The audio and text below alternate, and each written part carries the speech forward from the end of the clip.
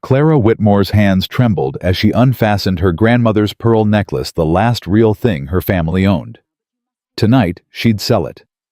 Tomorrow, they'd pretend nothing was wrong. But fate had other plans. A widow's whisper would change everything. Pretend to be my son's fiancée. What started as desperation became something Clara never expected, and something far more dangerous than poverty. If this story touches your heart, subscribe and follow Clara's journey to the very end. Comment your city below. Let me know how far this tale has traveled. Clara Whitmore pressed her back against the enormous potted fern and prayed nobody would notice her. The Ladies' Benevolent Society of Philadelphia had gathered in Mrs. Hamilton's parlor for their quarterly charity meeting. Every influential woman in the city was here. Silk rustled. Diamonds caught the summer light. Laughter floated through the air like music Clara no longer belonged to. She sipped her tea and stayed invisible. That was her gift now. Invisibility. At 25, Clara had perfected it. Not that she was plain, quite the contrary. Her chestnut hair and gray-blue eyes had turned heads during her first season 8 years ago. Back when her father's shipping business was thriving. Back when suitors lined up at their door. That was before the investments failed. Before the creditors came, before her mother started selling heirlooms piece by piece, pretending everything was fine. Clara touched the pearls at her throat. Paste. The real ones had been sold last spring. Nobody knew. Nobody looked close enough to tell. That one. The voice came from behind the fern. Crisp, commanding, aristocratic in a way that made Clara's spine stiffen. "I beg your pardon, ma'am." Another voice. Mrs. Peterson, if Clara wasn't mistaken. "That young woman by the window, hiding behind the plant. Who is she?" Clara's teacup froze halfway to her lips. They were talking about her. She should stand up. Announce her presence. But something in that first voice, calculating, sharp, entirely too confident, kept her seated. "That's Miss Clara Whitmore, ma'am. Thomas Whitmore's daughter. Respectable family, though I understand they've had difficulties." Difficulties. The word hung in the air. What sort? Financial troubles. Nothing scandalous. Poor investments, bad timing with the shipping routes. Her father trusted the wrong people. Mrs. Peterson's voice dropped. "Clara's been out for years. Never took. Too bookish, some say. Too opinionated, others claim. Or perhaps," the commanding voice said thoughtfully, "no one worthy gave her proper attention." Clara's face burned. The audacity of discussing her like she was livestock at auction. "Is she desperate to marry?" Clara nearly choked on her tea. "I wouldn't say desperate, ma'am, but she must know her prospects ain't what they were. At her age, she can't afford to be particular." Perfect. Satisfaction rang through that single word. Absolutely perfect. Before Clara could process what was happening, a woman swept around the fern like a summer storm. She was perhaps 60, dressed in lavender silk that screamed wealth and impeccable taste. Silver hair arranged in an elaborate style. Diamonds at her throat that could feed a family for years, and eyes sharp, assessing, missing nothing. "Miss Clara Whitmore." The woman settled onto the settee beside her without invitation. "I am Margaret Ashford of Virginia, and I have a proposition for you that will sound utterly mad." Clara set down her teacup before she dropped it. "Mrs. Ashford, I'm honored, but I'm not certain. You're unmarried." Margaret cut her off with characteristic bluntness. 25 years old. Intelligent from what I've observed, and entirely too sensible to waste time with the nonsense these other ladies consider conversation. Her eyes narrowed. "You also desperately need money, though you're too proud to show it. Am I wrong?" Clara felt blood drain from her face. "Ma'am, I hardly think—" "Your gloves." Margaret gestured. "Beautifully made, but you've turned them twice. I can see the stitching marks. Your gown is at least 4 years old, though you've disguised it cleverly with new ribbon." She leaned closer. "And those pearls at your throat ain't real. The genuine Whitmore pearls your grandmother was famous for, your family sold them. Didn't they?" The frank assessment hit Clara like a slap. 8 years of careful pretense, 8 years of maintaining appearances, and this woman had seen through it in seconds. I mean, no offense. Margaret's tone softened, though her eyes stayed sharp. I merely need to ensure you understand the value of what I'm about to propose. She paused. You see, I have a son. Congratulations, Clara said weakly. Margaret's lips twitched. Nathaniel Ashford, 31 years old, handsome if I do say so myself, wealthy beyond measure, and possessing absolutely no interest whatsoever in finding a wife. She sighed dramatically. Do you know how many young ladies I've paraded before him over the past decade? Dozens. Beautiful, accomplished women from the finest families in America. He treats them all with perfect courtesy and complete indifference. I'm sorry for your difficulty, ma'am, but I fail to see how this concerns me. Because. Margaret leaned closer, her voice dropping to a whisper that somehow carried more weight than a shout. You are going to pretend to be his fiancée, starting today. Clara stared at her. I beg your pardon. Just for this afternoon. Margaret continued, as if she hadn't just suggested something insane. You see, there are several particularly odious women at this gathering who have been hounding me mercilessly about Nathaniel's unmarried state. Mrs. Fairfax actually had the audacity to suggest that perhaps my son prefers unconventional companionship. Her eyes flashed. I need to silence them. And you, my dear, are the perfect solution. Ma'am, I cannot possibly. You can, and you will. Margaret's voice turned to steel. Because I am going to make it worth your while.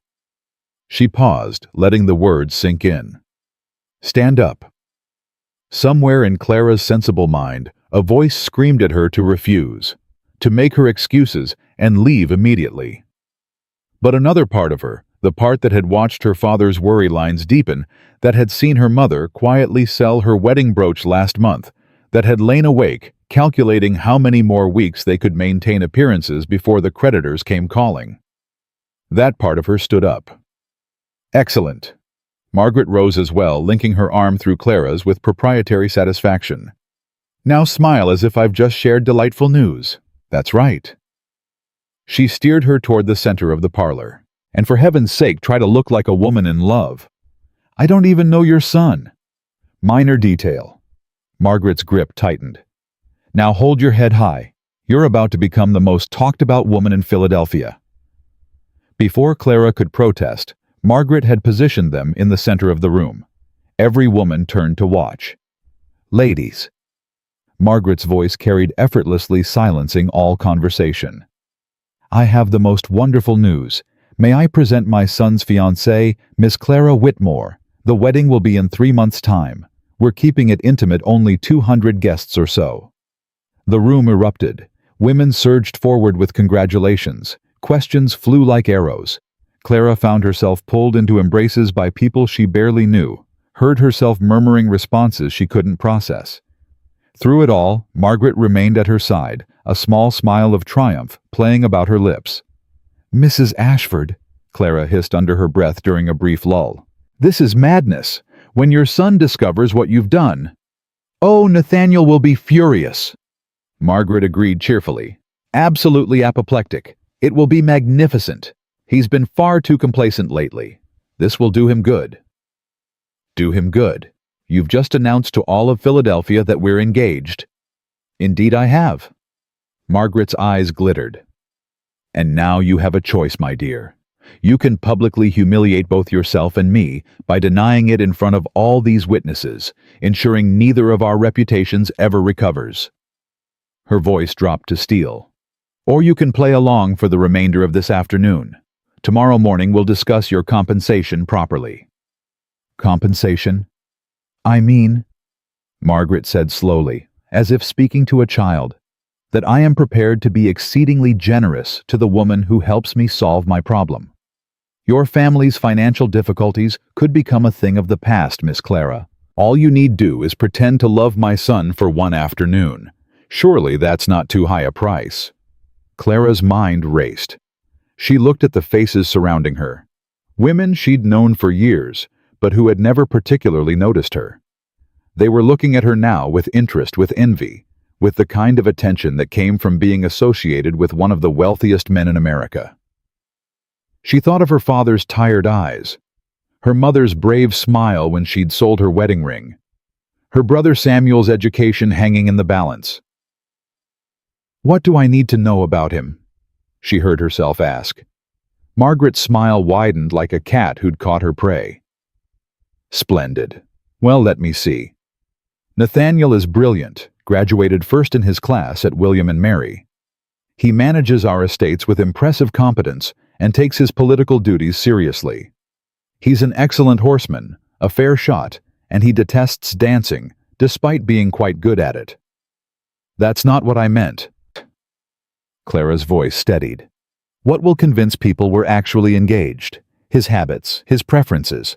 Does he have a sense of humor?" Margaret looked at her with something approaching respect. "Very practical. Yes, he has a wonderful sense of humor, though he hides it behind that cold reserve he's perfected. He's sardonic rather than jovial. Wit over warmth. He reads voraciously philosophy, political theory, anything he can get his hands on. He takes his coffee black, his whiskey neat, and his privacy seriously." She paused significantly. "He's loyal to those he cares about, but slow to trust. And he has very little patience for dishonesty or manipulation." Clara felt her stomach drop. Then he's going to absolutely despise this. "Undoubtedly." Margaret waved a hand. "But by the time he discovers it, you'll have made such an impression that breaking the engagement will be far more trouble than maintaining the fiction. At least for a short while." A short while. 3 months should suffice, long enough to satisfy the gossips. After that, we arrange a quiet dissolution, mutual decision, no scandal. And the compensation you mentioned? We'll discuss specific terms tomorrow. Margaret's voice dropped. "But I assure you, it will be more than adequate to resolve your family's concerns. Enough to pay off your father's debts and provide a comfortable settlement. Perhaps enough to repair that roof I hear is leaking." Clara's breath caught. That kind of money would change everything. Her father could hold his head up again. Her mother could stop selling pieces of their heritage. Samuel could finish his education properly. All she had to do was pretend to love a man she'd never met for one afternoon, and then continue the pretense for 3 months. It was mad. Completely, utterly mad. "Very well." The words left her mouth before she could stop them. "But tomorrow morning, we discuss terms properly. And if your son wishes to end this charade immediately, I'll support whatever explanation he prefers." "Excellent." Margaret squeezed her arm. "Though I doubt Nathaniel will want to end it once he thinks through the implications. He's far too clever for that." She steered Clara toward an approaching woman. "Now smile. Mrs. Fairfax is coming, and she's the worst gossip in Philadelphia. Whatever you tell her will be repeated in every parlor by evening." Mrs. Harriet Fairfax was a formidable woman in peacock blue. Her expression hovered between congratulation and calculation and something else, something sharp and predatory. "Miss Whitmore, my dear girl." Her smile didn't reach her eyes. "I had no idea you even knew the Ashfords. How delightfully secretive you've been." Nathaniel and Clara preferred to keep their understanding private, Margaret answered smoothly. "Young love, you know. They wanted time to know each other without society's scrutiny. How romantic, Mrs. Fairfax's gaze swept over Clara's 4-year-old gown, her turned gloves, her paste pearls. "And where did you meet, if I may ask?" Clara's mind went blank. Where would a wealthy Virginia gentleman and an impoverished Philadelphia lady even cross paths? She opened her mouth, desperately grasping for something. Anything. "At the library company?" Margaret supplied smoothly. "They both have a passion for philosophy. Isn't that right, dear?" "Yes." Clara seized on the lie. "We discovered we were both examining the same collection of manuscripts. We struck up a conversation about Locke's treatises on government, and—" She gestured vaguely. "One thing led to another." Mrs. Fairfax's eyes narrowed. How very intellectual. But she seemed to accept it, and Clara allowed herself to breathe. The afternoon continued in much the same way. Clara repeated variations of the library story, accepted congratulations from women who had barely acknowledged her existence for years, and felt increasingly like she'd been swept into a theatrical production without her lines. By the time the meeting concluded, her face ached from forced smiling. You did beautifully. Margaret squeezed her arm as the ladies departed. My carriage will collect you tomorrow morning at 10. We'll discuss everything properly then. Mrs. Ashford, Clara's voice dropped.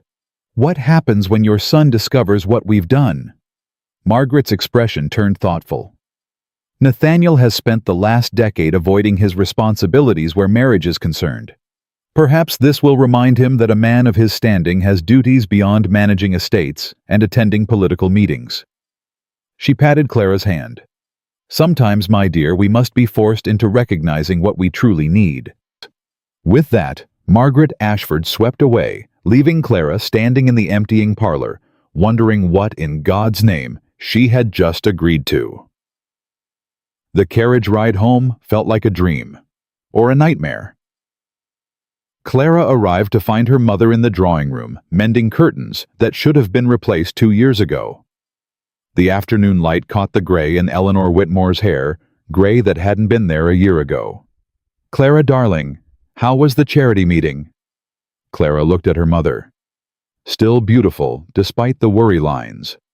Still maintaining graceful dignity, even as their world crumbled. Actually, Mother, Clara's voice trembled. Something rather extraordinary happened. Eleanor's needle stopped mid-stitch. I appear to have gotten engaged. Silence. To Nathaniel Ashford of Virginia. His mother announced it to the entire Ladies' Benevolent Society. The wedding is to be in 3 months. Eleanor set down her mending with great care. Clara Elizabeth Whitmore, Beth, sit down and explain yourself this instant. Clara sat, and as she recounted the afternoon's events, the overheard conversation.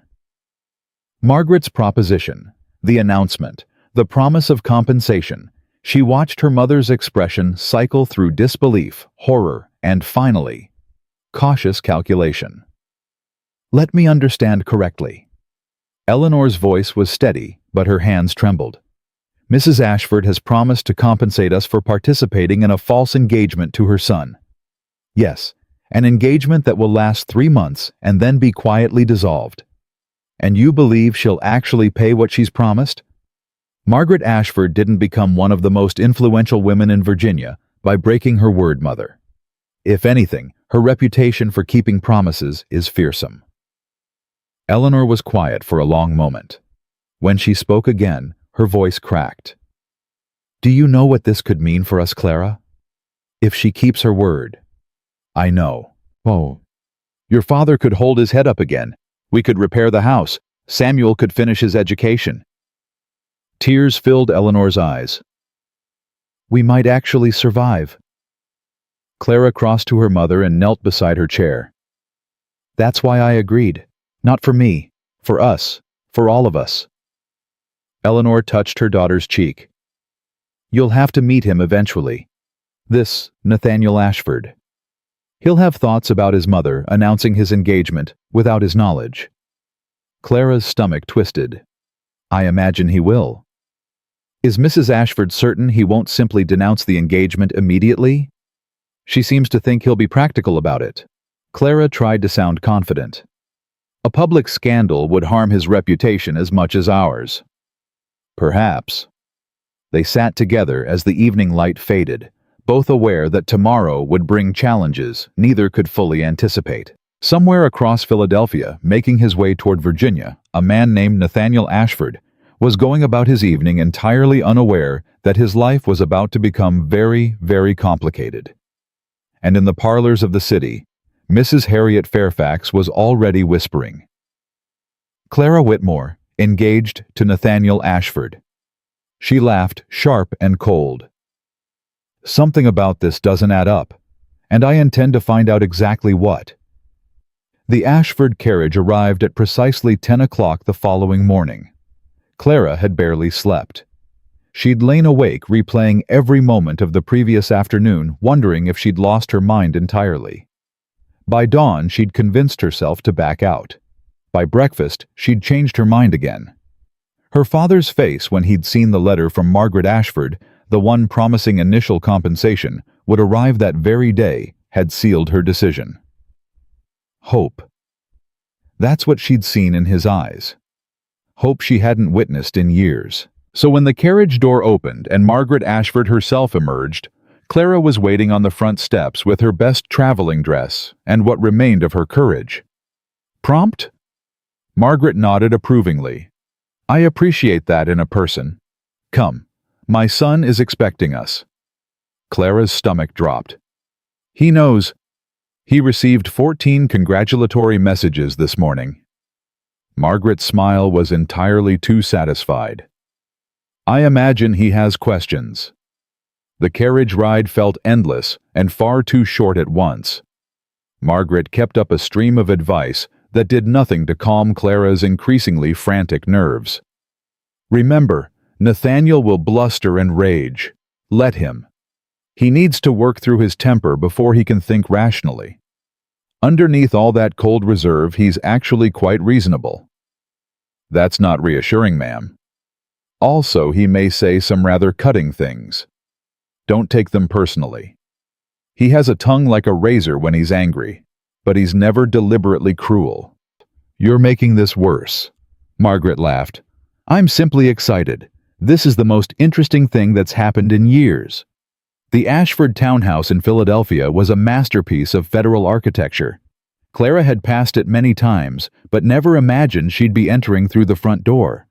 A butler with an expression suggesting he'd witnessed many interesting things and been impressed by none of them, led them through an entrance hall that made Clara's breath catch.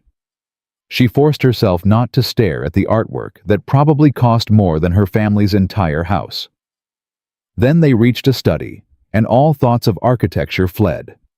Because standing by one of the tall windows reading what appeared to be a letter was the man she was supposedly engaged to.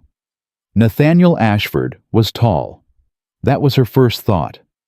Tall and lean, with dark hair that fell across his forehead in a way that suggested he'd been running his hands through it. His profile was all clean lines and sharp angles, high cheekbones, strong jaw, straight nose. He wore no coat, just shirt sleeves and a waistcoat, and even in this casual state, he radiated the kind of authority that came from generations of wealth and power. Then he turned, and Clara saw his eyes. Gray-green, intelligent, absolutely furious. Mother. His voice could have frozen water in July. Would you care to explain why I've received 14 messages of congratulation this morning regarding an engagement I knew nothing about? Good morning, darling. Margaret swept past him without apparent concern. How wonderful that word has spread so quickly. Clara, may I present my son Nathaniel Ashford? Nathaniel, this is Miss Clara Whitmore, your fiancée. The temperature in the room dropped 10 degrees. Nathaniel's gaze shifted to Clara, and she felt herself being assessed with brutal thoroughness. Every detail catalogued, every flaw noted. Miss Whitmore. His politeness was excruciating. How unfortunate that we're meeting under such creative circumstances. Clara lifted her chin. She might be pretending to be engaged to him, but she'd be damned if she'd act intimidated. Mr. Ashford, I assure you this situation is as unexpected for me as it is for you. One dark eyebrow rose. Somehow I doubt that. Most women who claim to be my fiancée generally have at least a passing acquaintance with me first. Nathaniel, don't be nasty. Margaret settled into a chair. Clara is doing us a tremendous favor. A favor. His voice could have cut glass. By participating in my mother's scheme to manipulate me into marriage. How charitable. I'm standing right here. Clara's own temper stirred. And I'm perfectly capable of speaking for myself. So perhaps you could direct your anger where it actually belongs at your mother, rather than taking it out on me. Silence. Then to her surprise, Nathaniel's lips twitched, just barely. Backbone. How refreshing. He crossed to his desk and tossed down the letter he'd been holding. Very well. Since my mother has decided to manage my life without consultation, perhaps someone should explain exactly what happened yesterday. Margaret recounted the story with obvious enjoyment. The charitable society meeting, her observation of Clara, the spontaneous decision to announce an engagement. With each word, Nathaniel's expression grew darker. So let me understand this correctly. His voice was deadly calm. You observed a complete stranger at a tea party decided she would make an appropriate wife for me and announced our engagement to all of Philadelphia society, without consulting me, without consulting her, without any regard for the chaos you've created. When you put it that way, it sounds unreasonable. It is unreasonable, Mother. It's completely insane. And yet, Margaret's tone sharpened. Here we are. The announcement has been made. Half of Philadelphia believes you're engaged. Mrs. Fairfax is probably already spreading the news to everyone she knows. What do you propose we do about it? Nathaniel turned to Clara. And you simply agreed to this madness. Your mother offered compensation. Clara saw no point in lying. My family has financial difficulties. She proposed a business arrangement. I pretend to be engaged to you for 3 months. In exchange, she provides enough funds to resolve our debts. She watched his expression carefully. To her surprise, he looked more intrigued than insulted. Honest at least, he observed. Most women would pretend to some romantic motive. I'm not most women, and I have no interest in deceiving you about my reasons. No. His eyes narrowed. Apparently you only have interest in deceiving all of Philadelphia society. That was your mother's idea. I was simply drinking tea and minding my own business when she dragged me into this scheme. And yet, you didn't refuse. No. Clara met his gaze steadily. I didn't, because my family needs help and I'm not too proud to accept it when offered, even if it comes with strings attached. Something shifted in Nathaniel's expression. Respect, perhaps, or at least the absence of contempt. He turned back to his mother. 3 months. 3 months, Margaret confirmed. Long enough to satisfy society. After that, Clara and you can have a quiet dissolution of the engagement. No scandal, no drama. Except that I'll be known as the man who broke an engagement with a respectable young woman. Nathaniel's jaw tightened. That won't exactly enhance my reputation. We'll say it was mutual. Discovered you didn't suit. Happens all the time. And in the meantime, I'm expected to play the devoted fiancé. It would be helpful. Nathaniel was quiet for a long moment. Then he moved to pour himself a glass of whiskey from the decanter on his desk. It's 10 in the morning, Margaret observed. Yes, and I've just discovered I'm engaged to a complete stranger. He downed half the glass. I believe that warrants morning drinking. Clara felt her patience snap. If you're quite finished feeling sorry for yourself, perhaps we could discuss practical matters. Both Ashfords turned to stare at her. I didn't ask for this situation either, she continued. I was perfectly content being invisible at that tea party until your mother decided to upend my entire life. So you can either stand there drinking whiskey and sulking, or we can figure out how to make this work without destroying both our reputations. Nathaniel set down his glass. Slowly. Miss Whitmore. Yes. Do you always speak to men this way? Only when they're being unnecessarily difficult. For a moment, she thought she'd gone too far. Then Nathaniel laughed a genuine sound of surprise that transformed his stern features entirely. Very well. He moved to sit behind his desk, suddenly businesslike. I'll agree to this charade on 2 conditions. Which are? Margaret asked. First, we establish clear terms. Miss Whitmore will receive her compensation in stages. 1/3 now to demonstrate good faith. 1/3 at the halfway point. The final third when the engagement ends amicably. He looked at Clara. That ensures cooperation from all parties. Agreed, Margaret said promptly. And the second condition? Nathaniel's eyes met Clara's. You move into this house immediately. What? Clara and Margaret spoke simultaneously. If we're going to convince Philadelphia that this engagement is real, we need to be seen together frequently. Dinners, events, morning rides, all the tedious courtship rituals people expect. His voice was cool, practical. It will be far easier if you're living here with my mother as chaperone. Nathaniel, that's highly irregular. So is arranging a fake engagement without my knowledge. He cut his mother off. Besides, plenty of engaged couples live in the same household with appropriate chaperonage. It will actually make our story more convincing. Clara understood what he was doing. This was a test. He expected her to refuse to balk at such an unconventional arrangement. She was tired of being tested. All right. Both Ashfords stared at her. All right, Nathaniel repeated. If it makes the arrangement more practical, I see no reason to object. Clara kept her voice steady. As long as the living situation is properly chaperoned, and as long as you understand this is purely a business arrangement. Purely business, Nathaniel agreed, but something flickered in his eyes. Surprise. And perhaps a hint of something else. Then we have an accord. He rose. Mother, please make the financial arrangements we discussed. Miss Whitmore, how soon can you relocate your belongings? Tomorrow.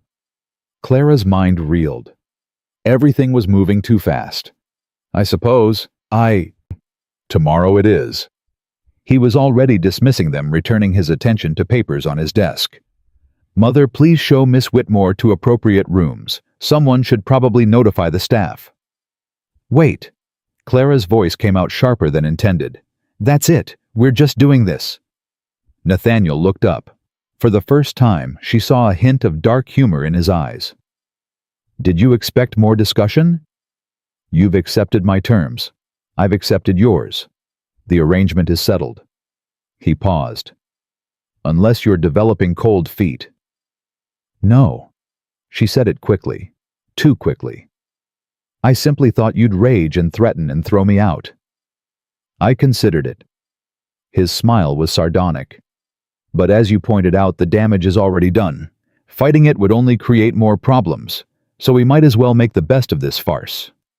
He returned his attention to his papers. We'll have dinner together this evening, 7 o'clock. Please dress appropriately. If we're going to convince people we're madly in love, we should probably have at least one proper conversation. It was clearly a dismissal. Clara followed Margaret out of the study, her mind churning with everything that had just transpired. In the space of a single morning, she'd gone from impoverished lady to living with one of the wealthiest men in America. What had she gotten herself into? The remainder of the day passed in a blur of preparations and arrangements. Margaret Ashford proved to be terrifyingly efficient. By afternoon, rooms had been prepared, staff had been notified, and Clara's meager belongings had been sent for. By evening, she found herself dressed in her best gown, emerald silk, that had been beautiful 4 years ago, and was merely presentable now, descending to dinner with a man who clearly resented her existence. Nathaniel was already waiting when she entered the dining room. He rose when she appeared, which was proper, but the gesture felt mechanical rather than courteous. Miss Whitmore. Punctual. I appreciate that in a person. So you've said. She took the seat the footman held for her. It seems to be your highest compliment. It is. Most people waste appalling amounts of time. The first course arrived. A delicate soup that Clara barely tasted. The silence stretched between them, broken only by the quiet clink of silver on china. Finally, Nathaniel spoke. We should probably establish some ground rules. Beyond moving in with you and pretending to be madly in love. Beyond those, yes. He set down his spoon with precise care. First, I expect discretion. Whatever happens or doesn't happen within these walls stays private. No gossiping with friends. No confiding in family beyond what's necessary. Agreed. Second, we'll need to coordinate our schedules. I have obligations that can't be avoided. Political meetings, estate business, social events I've already committed to. You'll need to accompany me to at least some of them. I expected that. Third. He paused, studying her. We should probably make an effort to actually know each other. People in love generally have conversations. What a revolutionary concept. Clara couldn't help herself. Engaged couples talking to each other? Don't be sarcastic. Then don't state the obvious. They glared at each other across the table. Then, unexpectedly, Nathaniel laughed. That same genuine sound of amusement that transformed his face entirely. You're not what I expected, he admitted. What did you expect? Someone more compliant. Simpering, perhaps. Most women confronted by my displeasure would be apologizing profusely by now. I'm not most women, and I didn't actually do anything wrong. Your mother did. If you want apologies, direct them appropriately. Fair point. He leaned back, regarding her with new interest. Tell me about yourself, Miss Whitmore. Beyond the financial difficulties that brought you into this mess. It was the first personal question he'd asked her. Clara considered how much to reveal. I'm 25. I had one season 8 years ago that was moderately successful until my father's business collapsed. I enjoy reading philosophy mostly. And history. I'm reasonably competent at watercolors, though I have no particular talent. I speak French adequately and Italian poorly. I'm better at mathematics than is considered appropriate for a lady. And I strongly dislike gossip, which has made me rather unpopular in society. Philosophy. Nathaniel's interest sharpened. My mother mentioned something about that. What do you read? Currently working through Locke's essays. Before that, Hume. I find epistemology fascinating, the question of what we can truly know versus what we merely believe. Most ladies I've met consider philosophy tedious. Most gentlemen I've met consider ladies tedious, so perhaps we're even. He laughed again, clearly surprised. Touché. And the mathematics? My father taught me when I was young before he realized it wasn't proper. I've kept studying on my own. There's something satisfying about problems with definite solutions. She paused. Unlike most of life. Can't argue with that. Nathaniel reached for his wine glass. My turn, I suppose. I'm 31. William and Mary, as my mother mentioned. I take my political responsibilities seriously, currently involved in discussions about banking reform and Western expansion. I collect first edition philosophy texts, which probably makes me tedious. I fence regularly because I enjoy the discipline. And I despise dancing despite being adequately skilled. Why do you hate dancing? Because it requires making small talk with simpering debutantes while their mothers evaluate me like prize livestock. He grimaced. Though I suppose I'll have to dance with you now, to maintain appearances. Lucky me. Lucky us, he corrected. We're both stuck in this ridiculous situation. The main course arrived, roasted duck with vegetables, and they ate in more comfortable silence. Clara found herself relaxing slightly. Nathaniel Ashford might be arrogant and clearly resentful, but he was also intelligent and surprisingly honest. There were worse qualities in a temporary fiancé. The Blackwell dinner party tomorrow evening, Nathaniel said after a while. It will be your first proper appearance as my fiancé. Are you prepared? As prepared as one can be for public deception. You'll need to stay close to me. Answer questions about our courtship consistently. Stick to the library story my mother invented. He paused. And for heaven's sake, try to look at me occasionally, as if I'm not completely insufferable. That might require considerable acting skill. I have complete faith in your abilities. Likewise, Mr. Ashford, I'm sure you can manage to look besotted for a few hours. I'm a gentleman of means. His tone was dry. I can manage anything when necessary. After dinner, Nathaniel escorted her to the library. The sight of it made Clara gasp with genuine delight. Books lined every wall, floor to ceiling, more volumes than she'd ever seen outside of a university. You're welcome to read anything here. Nathaniel watched her reaction with something that might have been amusement. Though I'd appreciate volumes being returned properly. Of course. Clara moved along the shelves reading titles with growing excitement. You have Aristotle's complete works. And Plato. And is that a first edition? Descartes. It is. He pulled the volume down and handed it to her.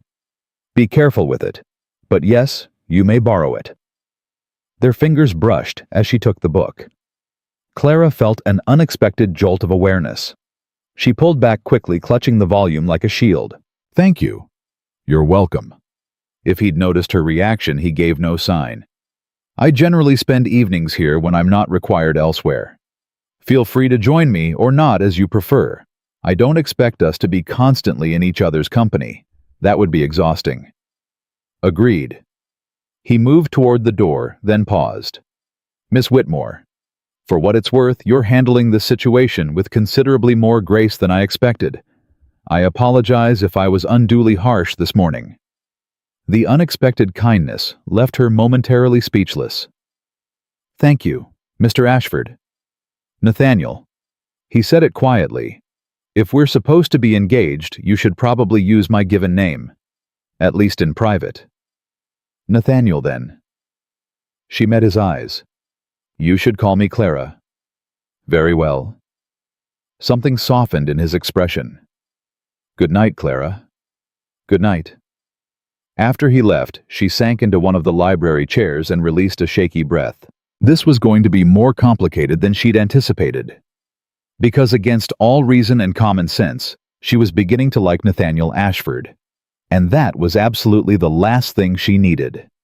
3 days later, Clara stood in the Blackwell parlor, acutely aware that every eye in the room was watching her. The dinner party was exactly the sort of glittering social event she'd avoided for years. Philadelphia's most influential families had gathered ostensibly to celebrate the summer season, but really to observe Nathaniel Ashford and his mysterious new fiancée. Clara could feel their scrutiny like a physical weight. Ignore them. Nathaniel murmured, his hand warm at the small of her back. They're just curious. Let them look. Easy for you to say. You're used to being stared at. Doesn't mean I enjoy it. His grip tightened slightly. Stay close, and remember, we're madly in love. Before she could respond, they were surrounded. Questions flew like arrows. How did you meet? When did you realize you were in love? When is the wedding? Where will you live? Nathaniel handled it with practiced ease, keeping Clara close, his hand never leaving her back. To any observer, they appeared the perfect couple. Miss Whitmore and I discovered we share intellectual interests, he told Mrs. Blackwell. Everything else followed naturally. How romantic! Mrs. Blackwell clasped her hands. We'd quite given up hope of you ever settling down, Mr. Ashford. Apparently, I simply needed the right motivation. His eyes met Clara's as he said it, and something in his gaze made her heart skip. Acting, she reminded herself. This is just acting. But throughout dinner, Nathaniel played his role with unexpected skill. He held her chair, ensured her wine glass was filled, engaged her in conversation about philosophy that was actually interesting rather than merely performative. You're quite good at this, Clara murmured during a lull. Years of practice at social deception. His voice was equally quiet. Every man of position learns early how to appear charming while feeling nothing. How exhausting. Exceedingly. His eyes met hers. Though I suspect you understand that, playing roles for society's benefit. Before she could respond, a familiar voice cut through the conversation. Mr. Ashford, Miss Whitmore. Mrs. Harriet Fairfax descended on them with her daughter Lucinda in tow. The younger woman looked barely 19 and absolutely miserable. How delightful to see you both. Mrs. Fairfax's smile didn't reach her eyes. May I present my daughter Lucinda? Dear, say hello to Mr. Ashford. Lucinda curtsied prettily but without enthusiasm. Mr. Ashford. Miss Fairfax. Nathaniel's courtesy was impeccable, but Clara noticed his slight withdrawal. The way he'd positioned himself closer to her, as if using their engagement as a shield, Lucinda has been so looking forward to this season, Mrs. Fairfax continued, her gaze fixed on Nathaniel. Though of course now that you're engaged, she trailed off meaningfully. Mother? Lucinda's voice was sharp with embarrassment. Clara felt a surge of sympathy. She knew exactly what it was like to be paraded around against your will. Miss Fairfax, that's a lovely gown. The blue suits you beautifully. Lucinda's expression brightened slightly. Thank you, Miss Whitmore. I chose it myself. Mother wanted white, but I insisted on the blue. Quite right. White is so insipid for summer. They chatted for a moment about fashion, and Clara noticed Nathaniel watching her with an expression she couldn't quite read.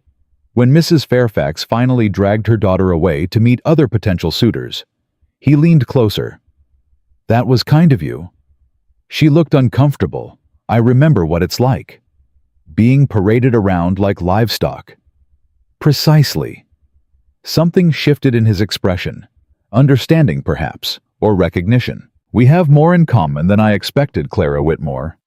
The words hung between them, weighted with meaning neither was willing to acknowledge. As the evening ended and they prepared to leave, Mrs. Blackwell pulled Clara aside with effusive congratulations. But it was Mrs. Fairfax's departing glance that Clara remembered. Cold. Calculating. Suspicious. That woman doesn't believe us, Clara murmured in the carriage. Mrs. Fairfax, Nathaniel didn't seem concerned. She's suspicious by nature. Ignore her. She was watching us all evening, taking notes in that little head of hers. Let her. He met her eyes in the dim light. We gave her nothing to find. Our performance was flawless. Performance. The word should have been comforting. A reminder that none of this was real. But as the carriage rattled through Philadelphia's dark streets, Clara found herself wishing just for a moment that it wasn't a performance at all. 6 weeks passed faster than Clara ever imagined possible. She fell into a rhythm she hadn't expected: breakfasts with Nathaniel discussing the morning papers, afternoons reading in the library, or accompanying Margaret on charitable calls, evenings at social events, or quiet hours sharing the same space without needing to fill it with words. It was terrifying how natural it felt. You're staring at him again. Clara jumped, nearly spilling her tea. Margaret had appeared beside her in the drawing room, wearing an expression of entirely too much satisfaction. I wasn't staring. You were. You've been doing it all week. Margaret settled into the chair across from her. Every time he enters a room, your face changes. It does not. It absolutely does. You light up like a candle. It's rather sweet, actually. Clara set down her teacup with more force than necessary. I was simply thinking about something he said earlier, about the banking reform bill. Of course you were. Margaret's smile was knowing. Banking reform. How romantic. There's nothing romantic about this arrangement, Mrs. Ashford. We both know that. Do we? Before Clara could respond, Nathaniel himself appeared in the doorway. His hair was disheveled, his cravat loosened, and his expression somewhere between frustrated and exhausted. Problems, darling? Margaret asked. The reform bill is being blocked by men who care more about their own profits than basic human decency. He ran a hand through his hair. I've spent 4 hours in debate with people who refuse to see reason. Clara watched him cross to pour himself a drink. 6 weeks ago, she wouldn't have noticed the tension in his shoulders. Now she could read it like a book. Sit down, she said quietly. You look ready to collapse. He glanced at her, something flickering in his eyes. That obvious? Only to someone paying attention. He sat in the chair beside her, closer than strictly necessary. Close enough that she could smell his cologne, feel the warmth radiating from him. Tell me something completely unrelated to politics, he said. Please, I need to think about anything else. I finished the Descartes, started on Spinoza. Nothing says light reading like 17th century rationalism. But he was smiling. What do you think of it? Dense, occasionally brilliant.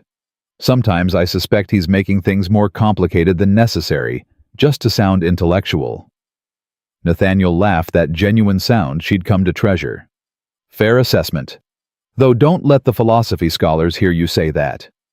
What philosophy scholars would I be speaking with? Good point. He reached for her hand without seeming to think about it. His fingers closed around hers, warm and certain. Though you'd hold your own if you did. You've got a sharper mind than half the men I studied with at college. Clara's breath caught. He was touching her, casually, naturally, as if it were the most normal thing in the world. That's quite a statement, she managed, from someone who graduated first in his class. It's also true. His thumb traced circles on her palm. You know that, don't you? That you're genuinely intelligent. Not just intelligent for a woman. She couldn't speak, couldn't move, couldn't do anything but stare at their joined hands and wonder when everything had gotten so complicated.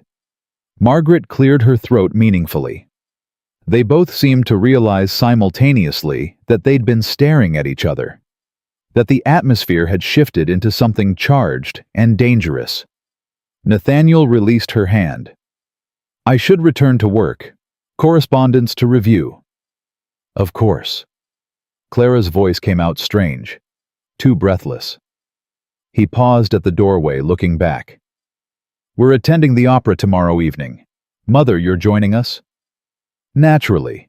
Can't have the engaged couple attending alone. After he left, Margaret turned to Clara with barely contained glee. Still just playing roles. Don't. Don't what? Don't encourage whatever you think you're seeing. Clara stood abruptly. This ends in 6 weeks. We both know that.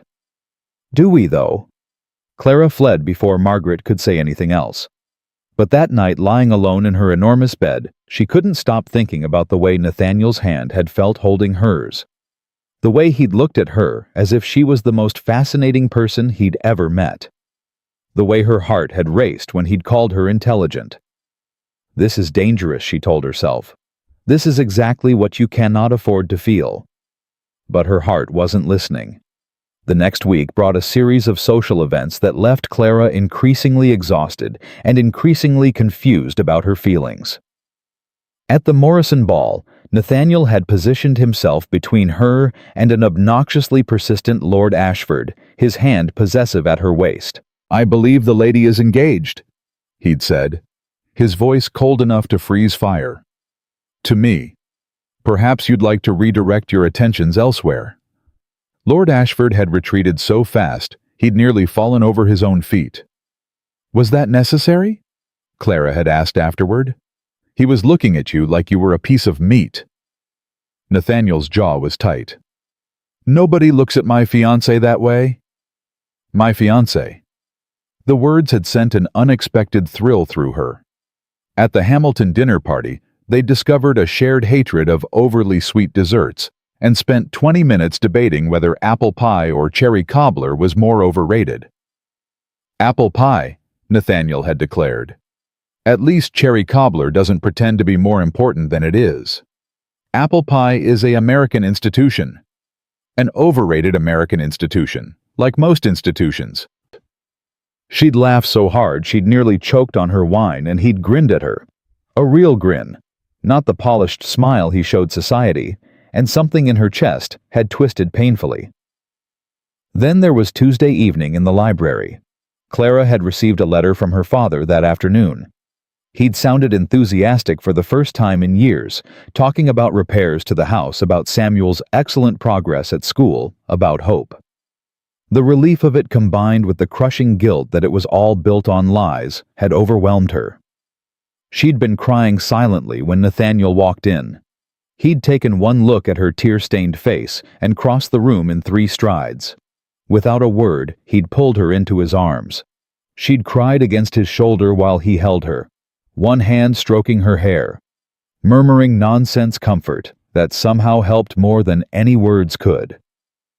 I'm sorry, she'd gasped when she could finally speak. I don't know what came over me. My father sent a letter and he sounded so happy and You're saving your family. His voice was quiet but firm. That's nothing to feel guilty about. I'm lying to everyone. We're lying to everyone. he'd corrected, pulling back just enough to meet her eyes. This was my choice too. Don't carry that burden alone. The tenderness in his expression had made her chest ache. Why are you being so kind to me? He'd looked at her for a long moment, something complicated moving behind his eyes. I don't know, he'd said finally, but I can't seem to stop. Now a week later, Clara stood in her chambers preparing for the opera, and she still couldn't forget the feeling of his arms around her. The way he'd held her, as if she was precious, as if she mattered. This isn't real, she told herself, as her maid fastened the sapphire gown Margaret had insisted on purchasing. This is just pretending. But even she didn't believe that anymore. The opera was Mozart, dramatic and passionate, and entirely too appropriate for Clara's current state of mind. She tried to focus on the music, the spectacular performance, anything other than Nathaniel beside her. But she could feel him, the warmth of his arm, nearly touching hers on the shared armrest, the way he shifted closer during dramatic passages, the occasional glance in her direction. During the interval, Margaret excused herself to greet acquaintances, leaving them alone for the first time that evening. The silence felt heavy with unspoken things. Are you enjoying the performance? Nathaniel asked finally. Very much. Mozart was a genius. Agreed. Though the lead tenor is rather insufferable, completely full of himself, yet somehow compelling.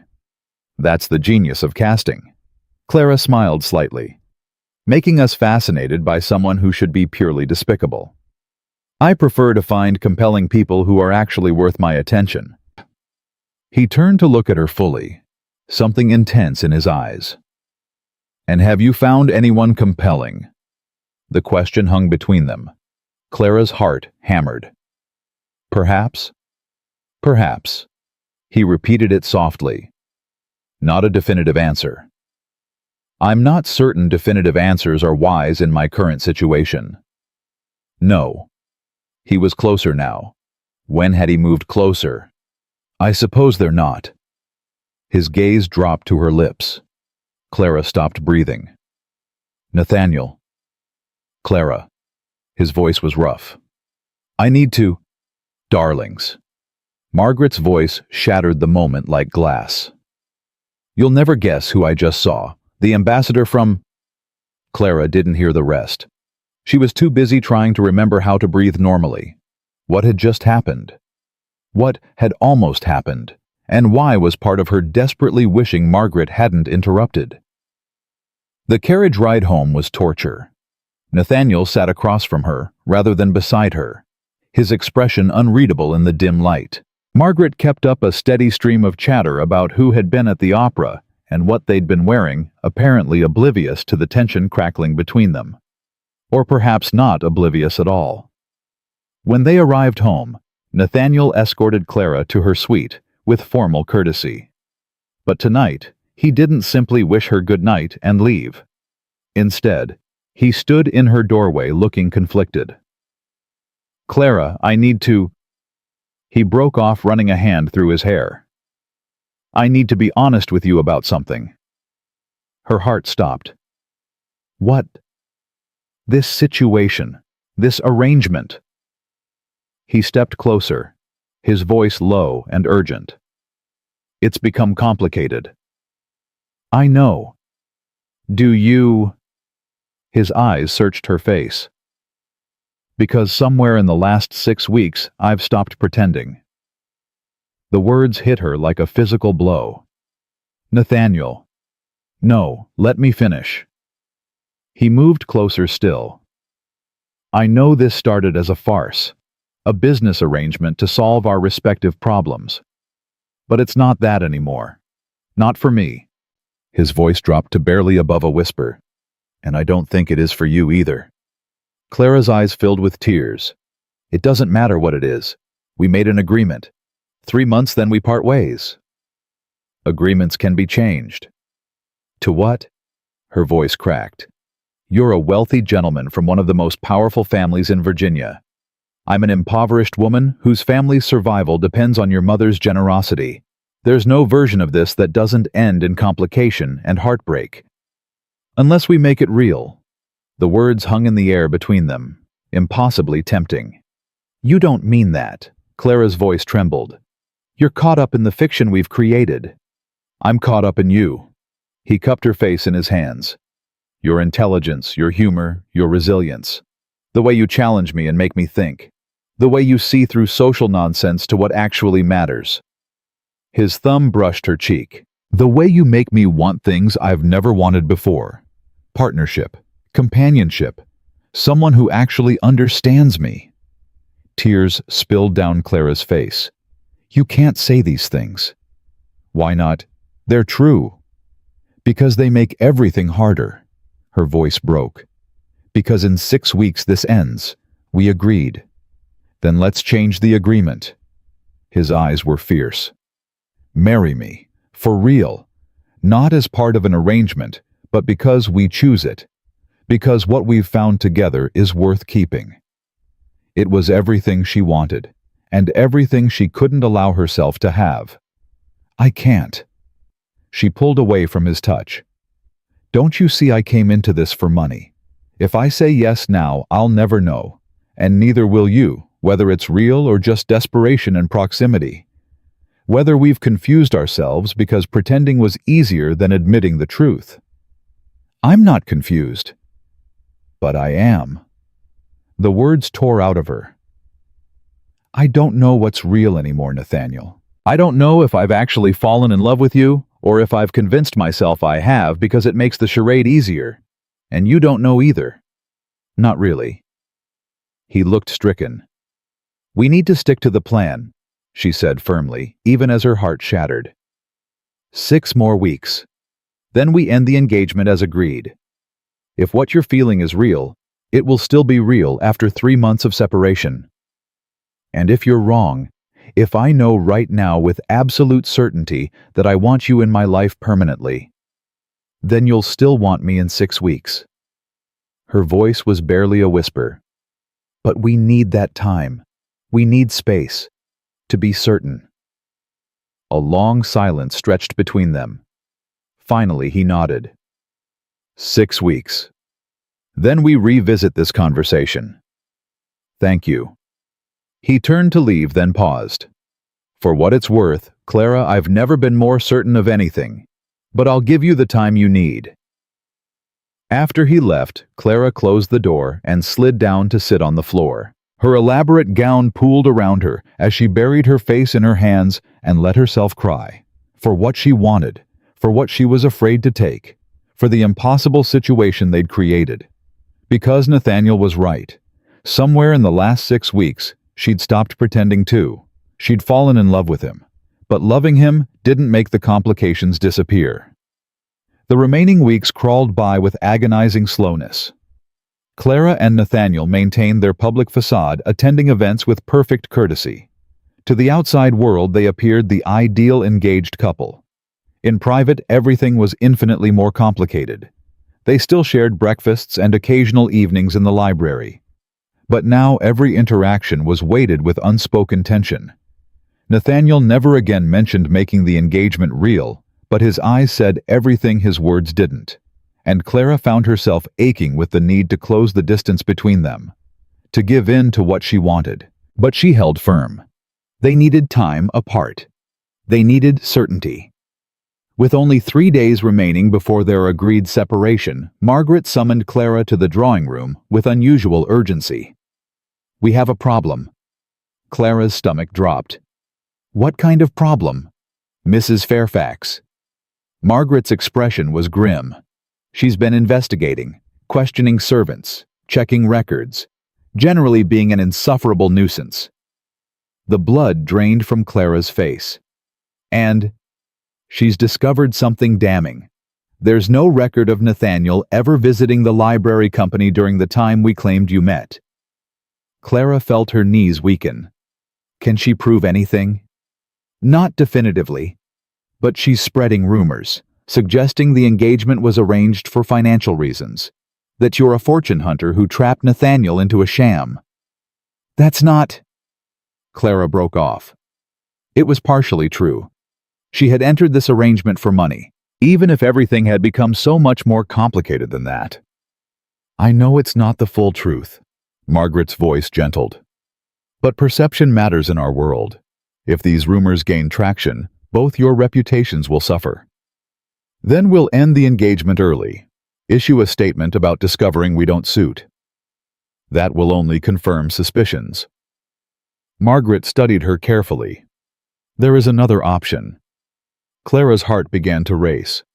Which is, make it real. Marry Nathaniel. Not in 3 months now. This week. Before Mrs. Fairfax's poison can spread further. You can't be serious. I'm entirely serious. Margaret leaned forward. The best way to silence gossip about a fraudulent engagement is to actually get married. It becomes impossible to claim deception when you're legally bound. But Nathaniel knows about the investigation. I told him this morning. He agrees that an immediate marriage is the most practical solution. Practical! The word echoed hollowly. Romance is lovely, Margaret continued, but survival is more important. You've spent 6 weeks building something genuine with my son, whether you want to admit it or not. Don't let pride and fear destroy it because the timing isn't perfect. Before Clara could respond, Nathaniel appeared in the doorway. He looked terrible. Shadows under his eyes, hair in disarray, expression torn between hope and resignation. I assume Mother has explained the situation. She has. And what do you think? Clara looked between them.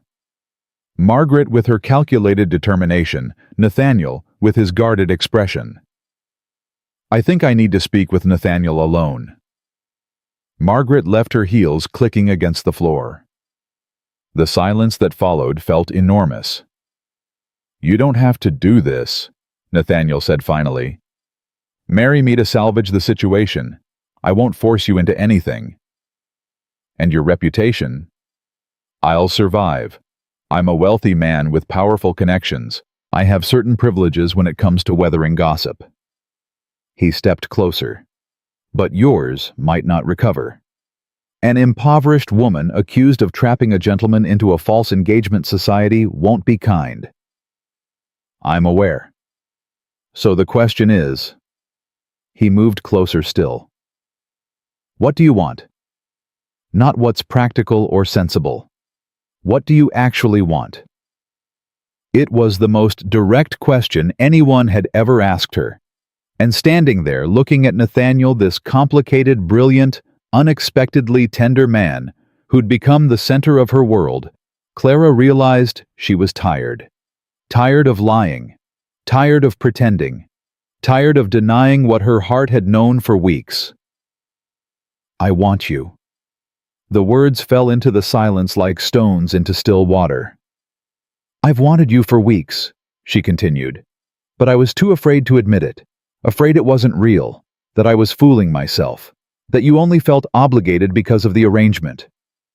His expression softened. You're never getting rid of me now, you realize, not after admitting that. Is that a threat? A promise. He closed the remaining distance between them. So let me be equally direct. I love you, not because of any arrangement, not because we've been playing house, but because you challenge me and fascinate me and make me laugh when I least expect it. Because you're brilliant and kind and stronger than you give yourself credit for. His voice dropped. Because when I imagine my future, you're in every part of it. Tears streamed down Clara's face. You can't possibly. I can, and I do. He cupped her face in both hands. I know this started as a farce. I know it's complicated and unconventional, and probably the most impractical foundation for a marriage in history. But I've never been more certain of anything. We barely know each other. We've spent 6 weeks having conversations deeper than most married couples manage in a lifetime. I know how you take your tea and what makes you laugh. I know you chew your lip when you're thinking hard. His thumb brushed her cheek. I know you're afraid, but don't let fear stop you from taking something that could make us both happy. Clara reached up to cover his hands with hers.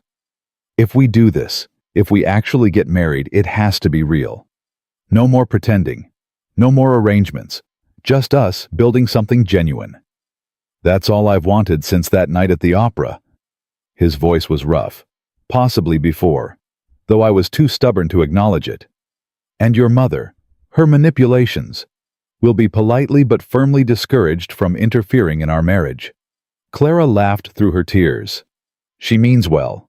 She's a menace. But he was smiling. A well-intentioned menace. So is that a yes? His expression turned serious. Will you marry me, for real this time? Clara looked at him. This man who'd started as an unwilling participant in his mother's scheme and somehow become everything she never knew she wanted. Yes. The word came out stronger than she expected. Yes, I'll marry you. The kiss that followed was nothing like the chaste performances they'd given society. This was hungry and desperate and absolutely honest. When they finally broke apart, both breathless Nathaniel rested his forehead against hers. We're actually doing this. We're completely mad. Undoubtedly, he grinned. But at least we're mad together. A discreet cough from the doorway made them spring apart. Margaret stood there looking insufferably pleased with herself. I take it you've reached a decision. We're getting married. Nathaniel's arm slid around Clara's waist. This week. But Mother... His tone turned serious. This is where your involvement in our relationship ends. Of course, darling. Margaret's smile was entirely too innocent. I'll simply enjoy my grandchildren when they arrive. Grandchildren? Clara felt heat rise to her face. We're not even married yet. Details. Margaret waved a hand. Now shall we discuss wedding arrangements? 3 days isn't much time, and Mrs. Fairfax is already spreading her poison. We'll need to move quickly. Clara looked at Nathaniel, found him already looking at her. Whatever happened next, they would face it together, and somehow that made everything feel possible. The next 3 days passed in a whirlwind of preparations that left Clara barely time to breathe. Margaret Ashford proved herself a force of nature when properly motivated.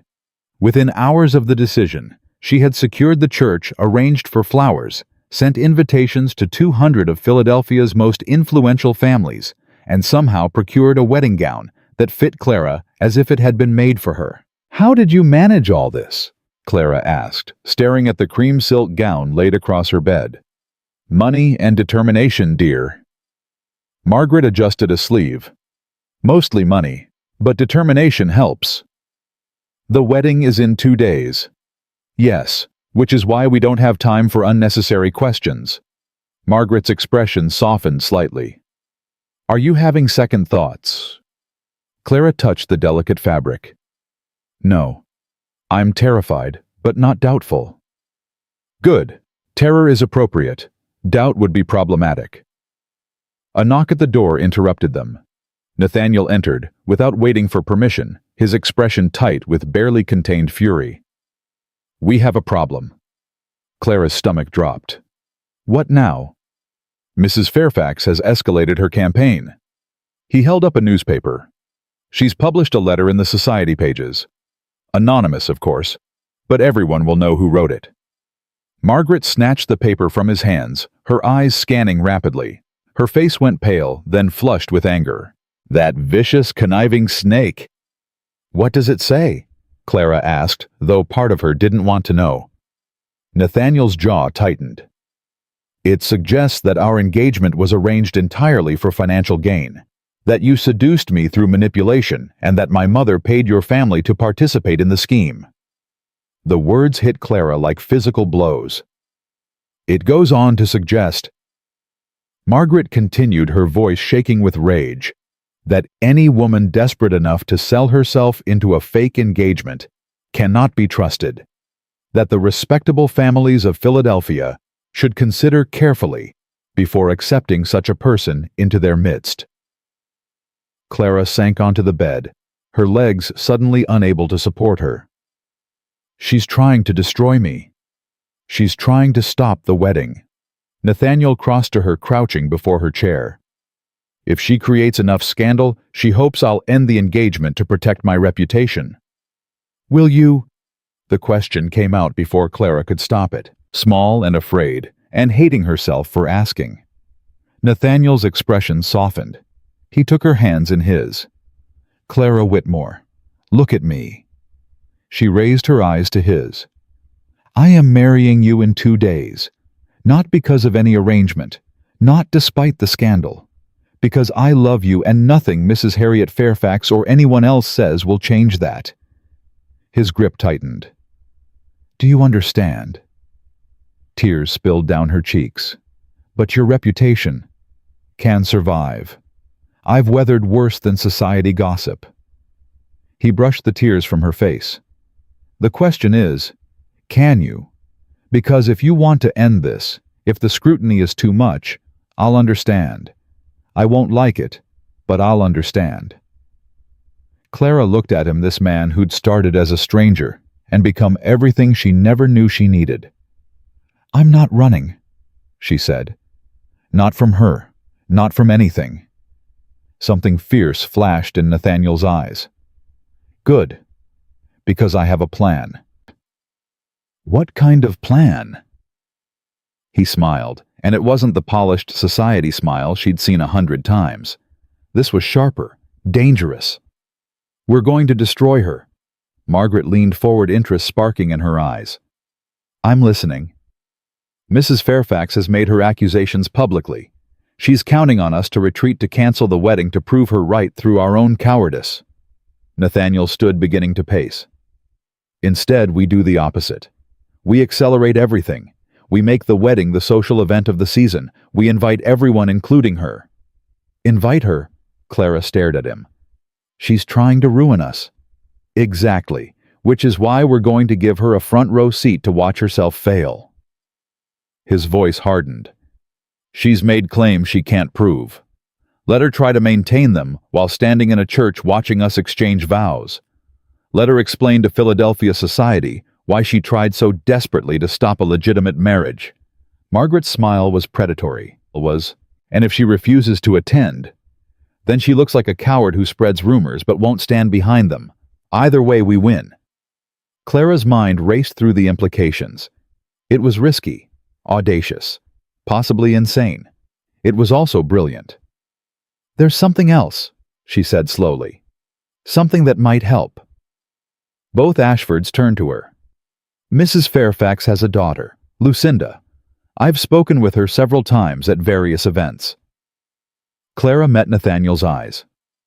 She's miserable. Her mother parades her around like livestock, trying to marry her off to the highest bidder. Lucinda confided in me once she's terrified of disappointing her mother, but she hates everything Mrs. Fairfax stands for. You think the daughter might help us? I think the daughter might have information. Clara's voice strengthened.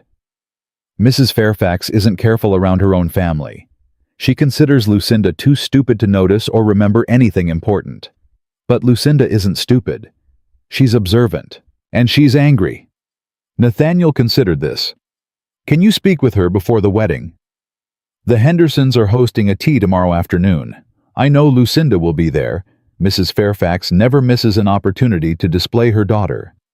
Then we have our plan. Nathaniel extended his hand. Are you ready for this? Clara took it without hesitation. I've been ready my whole life. I just didn't know it until now. The Henderson tea was packed with Philadelphia's finest ladies, all of them pretending they hadn't read Mrs. Fairfax's poisonous letter while simultaneously watching Clara's every move. Clara kept her head high and her smile serene. Let them watch. Let them whisper. She had work to do. She found Lucinda Fairfax alone in a corner, looking desperately unhappy. The girl startled when Clara approached, her eyes darting around nervously. Miss Whitmore, I didn't expect... Please. Clara kept her voice low. Call me Clara. We're past formalities, I think. Lucinda's face crumpled. I'm so sorry. About my mother. About what she wrote. I tried to stop her, but she wouldn't listen. She never listens. I know. Clara touched the girl's arm gently. That's not your fault. She's determined to destroy you." Lucinda's voice trembled. "She wanted you to cancel the wedding. When she heard you were going through with it anyway, she—" The girl stopped looking frightened. What, Lucinda?" "She has another plan. Something worse. I don't know the details, but I heard her talking with Mr. Blackwell last night. They're going to do something during the ceremony tomorrow. Something that will force Mr. Ashford to reject you publicly." Clara's blood ran cold. "What kind of something?" "I don't know exactly, but she mentioned documents. Something about your father's business. Something shameful." The words hit Clara like a punch to the stomach. Her father's business had failed years ago, but there had been rumors she'd never fully understood. Something about debts that were paid in ways they shouldn't have been. Something her father refused to discuss. "Lucinda," Clara gripped the girl's hands. "I need you to tell me everything you know. Everything you've heard. Please."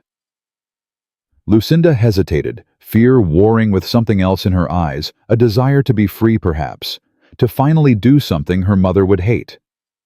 "There's a man," she said finally, "a Mr. Crawford. He worked with your father years ago. My mother has been paying him for information. She's going to have him interrupt the wedding with accusations." "What kind of accusations?" "That your father embezzled money. That he stole from his partners to cover his debts. That your whole family is built on theft and lies." Clara felt the ground shift beneath her feet. "That's not true." "I don't know if it's true or not." Lucinda's voice was barely a whisper. "But my mother doesn't care about truth. She only cares about perception. And if this Mr. Crawford stands up in church tomorrow and makes these accusations, it won't matter what's true.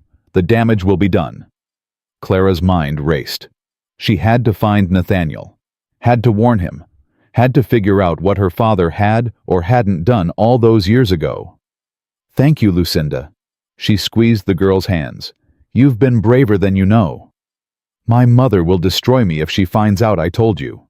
She won't find out, and when this is over, if you ever need a friend or an escape, you'll have one." Lucinda's eyes filled with tears. "Why are you being kind to me after everything my mother has done?" "Because you're not your mother." Clara met her eyes steadily. "And you never have to be." Clara left the tea early, her heart pounding with urgency. She found Nathaniel in his study going over papers with his solicitor. One look at her face and he dismissed the man immediately. "What happened?" She told him everything. Lucinda's warning, Mr. Crawford, the accusations about her father. As she spoke, Nathaniel's expression grew darker and more dangerous. "Do you know if any of this is true?" he asked when she finished. "I don't know." The admission tore at her. "My father never talks about why the business failed. He just closed that door and never opened it again." "Then we need to ask him. Tonight. Nathaniel, if the accusations are true, then we deal with them." He crossed to her, taking her face in his hands. "I'm not marrying your father, Clara. I'm marrying you. Whatever happened 15 years ago doesn't change who you are or what I feel for you. But if he stole, then he was a desperate man who made a terrible choice. That doesn't make you a thief." His voice softened. "My own family has skeletons, Clara. Every family does. The question isn't whether we have sins in our past. It's whether we let them define our future." Clara leaned into his touch, drawing strength from his certainty. "I'm scared." "I know. So am I." He smiled slightly. "But we're scared together. And that makes all the difference." That evening, Clara sat across from her father in the Ashford drawing room, Nathaniel at her side, and her mother wringing her hands in the corner. Thomas Whitmore looked older than she'd ever seen him. The moment she'd mentioned Mr. Crawford's name, something in him had broken. "I hoped you'd never find out," he said, his voice barely a whisper. "I prayed you'd never have to know what I did." "Papa," Clara's voice trembled. "Tell me the truth. All of it." Her father was quiet for a long moment. When he spoke, each word seemed to cost him something vital. "The business was failing. Not through bad luck, but through my own foolishness. I'd made terrible investments, trusted the wrong people. By the time I realized how bad things were, we were days away from losing everything. He paused, gathering himself. Crawford was my partner. He had money, family money, that wasn't tied up in our failing ventures. He offered me a loan, enough to pay off the immediate debts and keep the creditors at bay. That doesn't sound like embezzlement, Nathaniel said quietly. Because it wasn't. Not technically. Thomas's hands shook. But the loan had conditions. Crawford wanted me to sign over certain assets, properties, contracts, things that weren't mine to give. They belonged to our other partners. Clara's heart sank. You signed them over anyway. I told myself I'd fix it, that the business would recover and I'd buy everything back before anyone noticed. Her father's voice cracked. But the business didn't recover. It collapsed completely. And when the partners discovered what I'd done, what happened? I paid them back. Eventually. Every penny. I sold everything we had, the house, your mother's jewelry. Even things that had been in our family for generations. It took years, but I made it right. He met Clara's eyes, his own, filled with shame. But the things Crawford knows, the documents he has, if he makes them public. People won't care that you paid everyone back, Clara finished.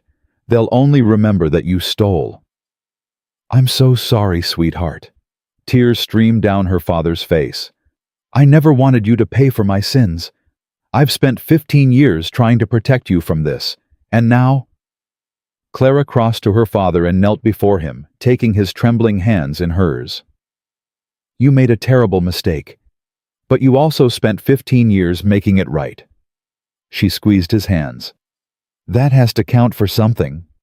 Not to society. Society can go hang. The words came out fiercer than Clara intended. I'm not ashamed of you, Papa. You were desperate, you made a bad choice, and then you spent your whole life trying to fix it. That's not the mark of a criminal. That's the mark of a good man who stumbled. Thomas broke down, completely sobbing into Clara's hands. Across the room, Nathaniel caught Clara's eye and nodded slowly. Whatever came next, they were in this together. Later that night, after her parents had returned home and the house had grown quiet, Clara found Nathaniel in the library, staring into the fire. Having second thoughts? She asked. He turned to look at her. About marrying you? Never. He paused. About how to handle tomorrow? Possibly. Clara moved to stand beside him. What are our options? We could cancel the wedding, postpone it until we can neutralize Crawford's threat. Which proves Mrs. Fairfax right and destroys my reputation completely. Yes. Nathaniel's jaw tightened. Or we could proceed as planned and hope Crawford doesn't actually disrupt the ceremony. Hope. Clara's voice was flat. That's your plan? Hope? There's a third option. He turned to face her fully. We could get married tonight. Clara stared at him. What? Right now, before dawn. A small ceremony with just family and witnesses. By the time Crawford shows up tomorrow to make his accusations, we'll already be married. The scandal won't matter because the deed will be done. But everyone's expecting a wedding tomorrow. Your mother has planned. My mother will adapt. Nathaniel took her hands. Clara, I don't care about a big ceremony. I care about you. If marrying you tonight protects you from what's coming tomorrow, then that's what we're going to do. Clara's heart hammered. You're serious? I've never been more serious about anything in my life. She looked at him, this man who'd agreed to a fake engagement and somehow given her something real. Who'd stood by her through scandal and secrets and family shame. Who was willing to throw away a society wedding just to keep her safe. Yes, she said. Let's do it. Tonight. The minister arrived at 3 a.m, bleary-eyed but willing. Margaret hastily awakened, and somehow still managing to look regal in her dressing gown, served as witness. Thomas and Eleanor Whitmore stood together, both in tears, though for different reasons. Clara wore a simple dress, not the elaborate gown Margaret had procured. Her hair was loose around her shoulders. She had no flowers, No music, no hundreds of guests watching her every move. She had never felt more beautiful in her life. Do you, Nathaniel Edmund Ashford, take this woman to be your lawfully wedded wife? I do. And do you, Clara Elizabeth Whitmore, take this man to be your lawfully wedded husband? Clara looked at Nathaniel. At his gray-green eyes, soft with love. At the slight tremble in his hands as he held hers. At the future stretching out before them, uncertain, but somehow bright. I do. Then by the power vested in me, I pronounce you husband and wife. Nathaniel kissed her gentle and fierce all at once, and Clara felt something inside her finally settle into place. Whatever came tomorrow, whatever accusations Crawford hurled, whatever scandal Mrs. Fairfax tried to create, none of it could touch this. She was Clara Ashford now, and she was exactly where she belonged.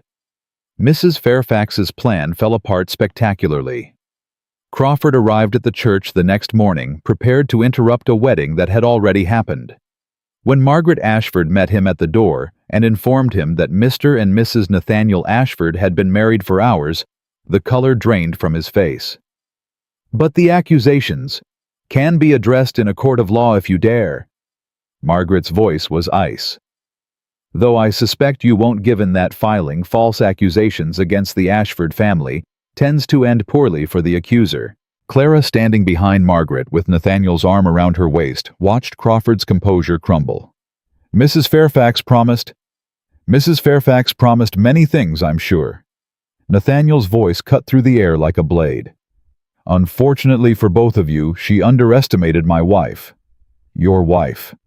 The words sent warmth flooding through Clara. Whatever documents you have regarding Thomas Whitmore's past difficulties, Nathaniel continued, can be presented to my solicitors. They'll be happy to discuss the statute of limitations on decade-old accusations. They'll also be happy to discuss the legal consequences of attempted blackmail. Crawford fled without another word. The guests who had gathered for the wedding were confused but intrigued when Margaret announced that the ceremony had already taken place and the celebration would continue as planned. Champagne flowed. Congratulations poured in. And Mrs. Harriet Fairfax, who had arrived expecting triumph, found herself standing in a corner utterly defeated. Clara approached her.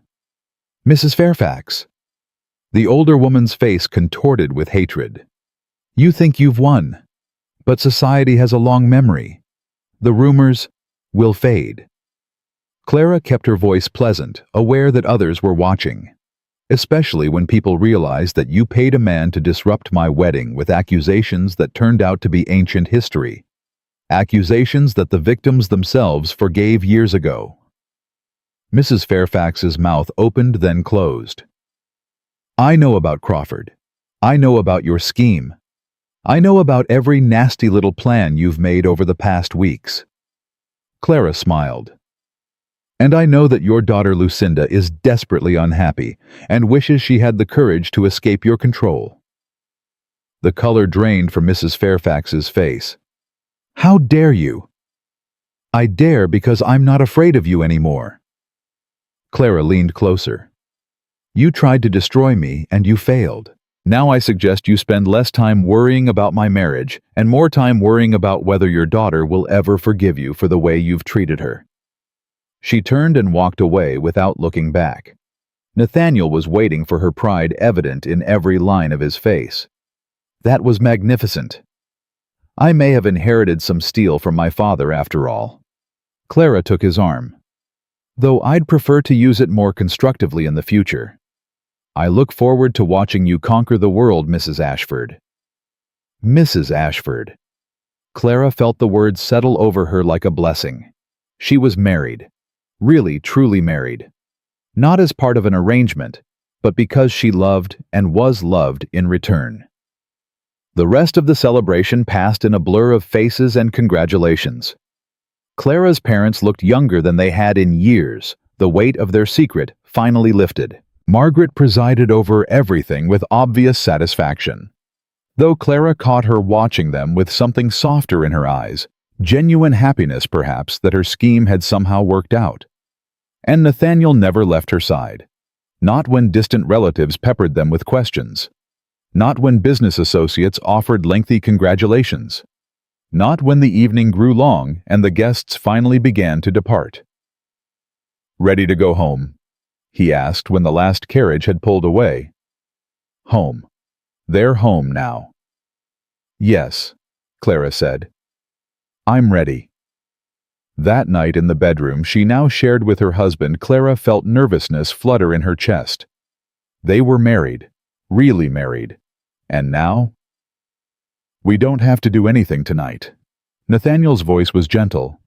"We can take our time. There's no rush." Clara looked at him. This man, who had shown her kindness when he could have been cruel, who had defended her against society's judgment, who had married her in secret, just to keep her safe. "I don't want to wait." She moved closer, her heart racing. "We've been pretending for months, maintaining distance even when we wanted more. I'm tired of pretending." His eyes darkened. "Clara, I love you." She reached up to touch his face. "I choose this. I choose you." The kiss that followed was everything their earlier kisses had been, and more. Hungry and tender and absolutely honest. "I love you," Nathaniel murmured against her lips. "God. Clara, I love you so much." "Then show me." What followed was tender, and sometimes awkward. They were both nervous despite everything. But it was also profound. Every touch felt like a discovery. Every whisper felt like a promise. When Nathaniel made her his wife in truth as well as law, Clara felt tears streaming down her face. Not from pain, but from the sheer, overwhelming rightness of it all. Afterward, tangled together in their marriage bed, Nathaniel traced patterns on her shoulder. Any regrets? Not a single one. Clara shifted to look at him. "You? Only that it took my mother's insane scheme to bring you into my life." He smiled. "Though I suppose I should thank her eventually." Eventually. Let her wonder for a while. He laughed that genuine sound she loved so much and pulled her closer. "So what now?" Clara asked. "What does the future look like for Mr. and Mrs. Ashford?" "Whatever we want it to look like." His voice was soft. "We face society together.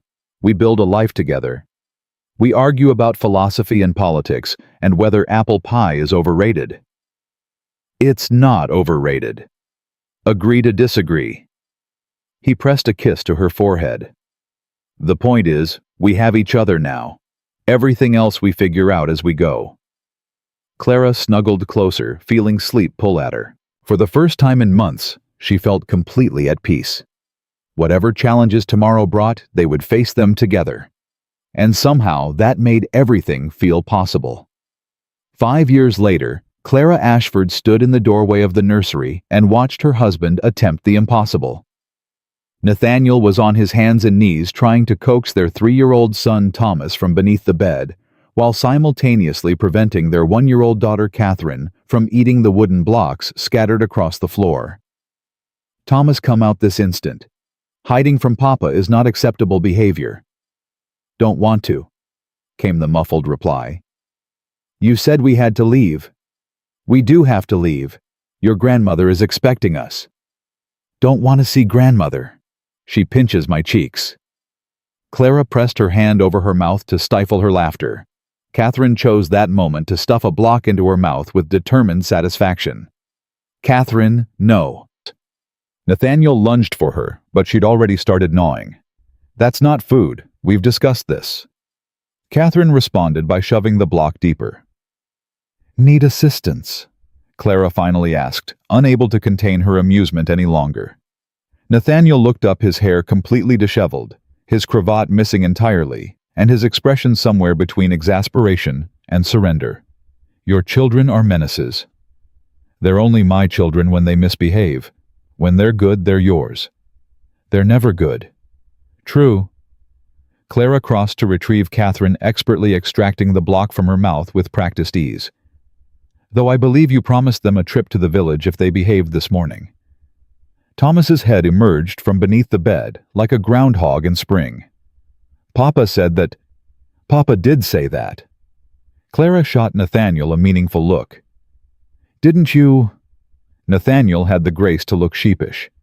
I may have mentioned something along those lines. So, Clara settled Catherine on her hip. We visit grandmother first with no complaints about cheek pinching. Then we go to the village.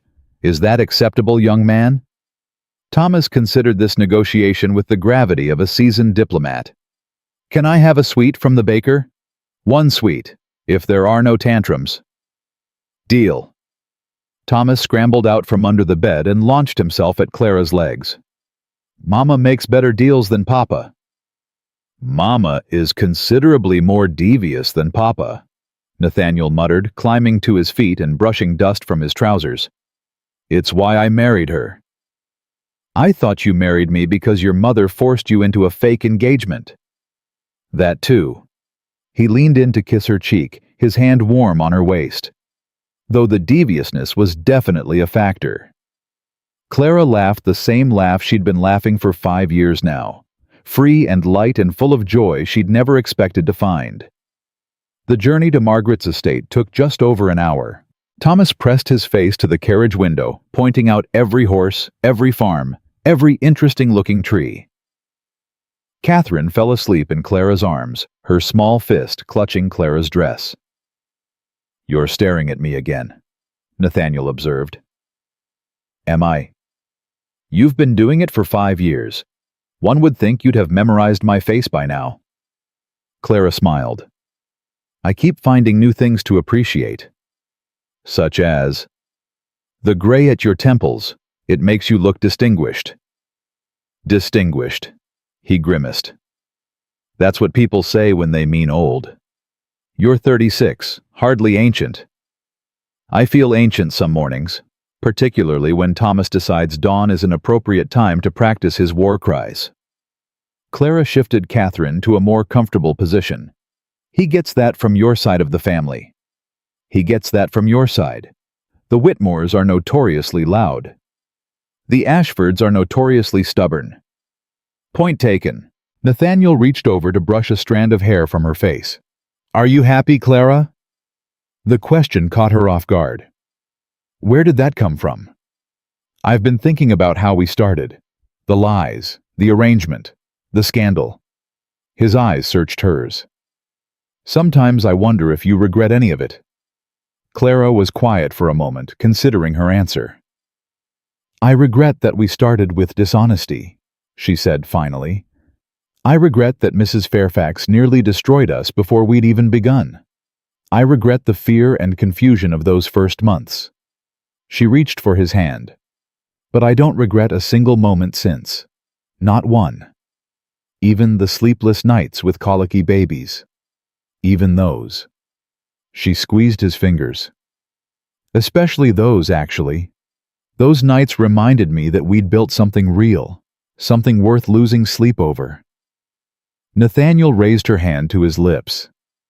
I love you, Clara Ashford, more than I ever thought possible. I know. She smiled. I love you too, even when you forget promises to 3-year-olds and leave me to negotiate treaties. I did not forget. I simply, strategically delayed implementation. Politician. Reformed politician. I gave up my seat in the legislature, remember?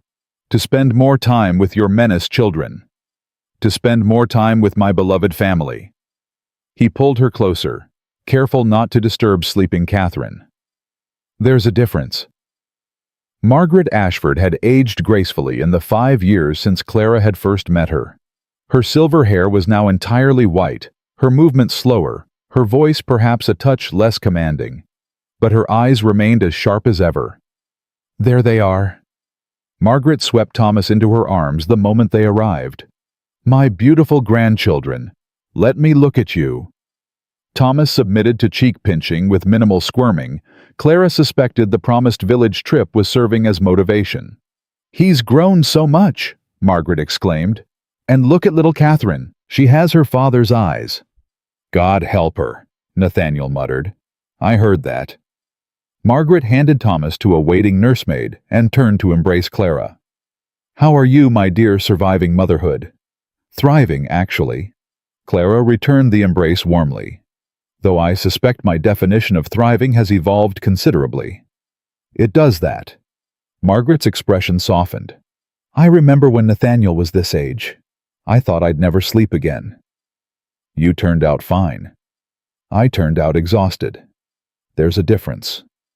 Margaret linked her arm through Clara's. "Come. I have news." They settled in Margaret's private sitting room, Catherine now awake, and being entertained by Thomas, under the watchful eye of multiple nursemaids. Nathaniel stood by the window, his expression wary. "What kind of news, Mother? The kind you'll find interesting." Margaret's smile was entirely too pleased. "Mrs. Harriet Fairfax has been asked to leave Philadelphia." Clara's heart skipped. "What?" "Apparently she's been spreading malicious gossip about too many families and someone finally had enough. The details are rather salacious, but the upshot is that she's been effectively exiled from good society." Nathaniel moved to sit beside Clara. Who was the final straw? The Henderson family of all people. She accused their eldest daughter of having an inappropriate relationship with a married man. Turned out to be completely false, and the Hendersons decided to make an example of her. Margaret's expression turned satisfied. They rallied half of Philadelphia society against her. She had no choice but to leave. Clara felt something loosen in her chest, a tension she hadn't even realized she was still carrying. Mrs. Fairfax had been a shadow over her happiness for 5 years. Not an active threat, but a constant presence at the edges of society, always watching, always whispering. "What about Lucinda?" Clara asked. "Ah." Margaret's expression softened. "That's the other piece of news. Young Lucinda refused to accompany her mother. She's staying in Philadelphia under the protection of her aunt." "She finally escaped." "With considerable help, I understand." Margaret gave Clara a knowing look. "Someone has apparently been corresponding with her for years, encouraging her independence, helping her build connections outside her mother's control." Nathaniel turned to Clara. I told her once that if she ever needed a friend or an escape, she'd have one." Clara shrugged. "I kept my word." "You never mentioned this." "It didn't seem important until now." Nathaniel was quiet for a moment. Then he reached over and took her hand. "Have I mentioned lately that you're the most remarkable woman I've ever known?" "Not since breakfast." "Consider it mentioned." He kissed her knuckles. "My wife, the secret revolutionary." "Hardly revolutionary. I just wrote letters." "Letters that helped a young woman break free from her mother's tyranny." Margaret's voice was warm with approval. "That's not nothing, Clara. That's everything." Clara felt tears prick her eyes. She thought of Lucinda as she'd been 5 years ago, frightened, miserable, desperate for escape, but unable to imagine how. And now, "She's free," Clara said softly. "That's what matters. She's free because of you." Nathaniel squeezed her hand. "Because you saw someone who needed help and refused to look away, even when you had every reason to hate her family." "I never hated Lucinda. She wasn't her mother." "No." His voice was gentle. "And you made sure she had the chance to prove it." The visit with Margaret stretched into lunch, then into afternoon tea, then into early dinner. By the time they finally departed, the promised village trip had been postponed until the following day, though Thomas had been bribed into acceptance with Margaret's extensive collection of toy soldiers. "That woman is going to spoil our children beyond recognition," Nathaniel observed as their carriage rattled toward home. "She's their grandmother. It's her job." "It's her job to undermine every lesson we try to teach." "Yes." Clara smiled. "That's exactly what grandmothers do. Your mother is simply better at it than most. Heaven help us when they're older." Clara leaned against his shoulder, watching the countryside pass. Thomas had fallen asleep against Nathaniel's other side, and Catherine dozed in Clara's arms. The evening light painted everything in shades of gold. "Do you remember our first dinner together?" she asked quietly. The one where I drank whiskey at 10 in the morning and accused you of participating in my mother's insane scheme. That's the one. I remember being terrified. He shifted to look at her.